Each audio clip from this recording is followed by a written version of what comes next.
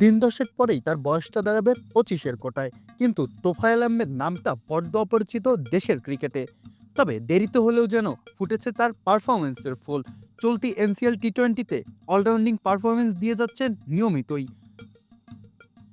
চট্টগ্রামের বিপক্ষে 7 রানে 2 উইকেট নিয়েছিলেন, ব্যাট হাতেও করেছিলেন 14 রান। তবে দলের হার এড়াতে পারেননি।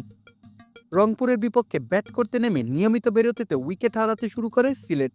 মাত্র 71 রানেই সাজ করে ফেরেন 6 ব্যাটার। তবে ধ্বংসস্তূপ থেকে ফিনিক্স পাখির মতোই ডানা ঝাপটালেন তোফায়েল।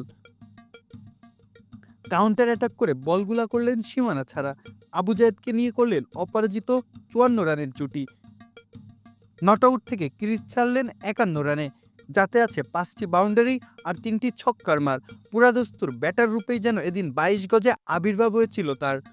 লেবুর সুঘ্রাণ আরো বেশি, ত্বকের যত্ন আরো বেশি, চলে আরো বেশি। আপনার পকেটে কি বিদেশি না বাংলাদেশি? বল হাতেও 2 ওভারে 11 রান খরচায় নিয়েছেন একটি উইকেট। যদিও হারের বৃত্ত থেকে বের হতে পারেননি, এদিনও হারের তিক্ত স্বাদ পেতে হয়েছে তাদের।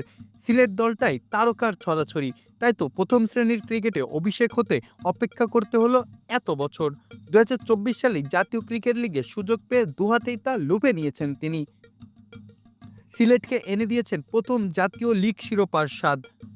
খালেদ আহমেদ, এবাদত হোসেন, আবু জায়েদ রাহি, তানজিম হোসেন, রেজাউর রহমানদের মতো পেসারদের ভিড়ে ঠাঁই হয়নি এতদিন দলে তোফায়েলের। তবে সব বাধা ডিঙিয়ে বেশ সাবলীলভাবেই এগিয়ে যাচ্ছেন তিনি। বলে গতি আছে, সুইংটাও করাতে পারেন, দলের প্রয়োজনে ব্যাট হাতে খেলতে পারেন ক্যামিও ইনিংসও। ফিল্ডিংটাও বেশ ভালোই করেন তিনি। হোক না তোফায়েল শেষ বিকেলের সূর্য, রঙিন আওয়াজে আশ্বাস দিচ্ছে, স্বপ্ন দেখাচ্ছে, দ্যুতি ছড়াচ্ছে। পেস বোলিং অলরাউন্ডারের স্বপ্নটা যে চির অধরা, শুধু ধরে রাখতে হবে এ ঝলক।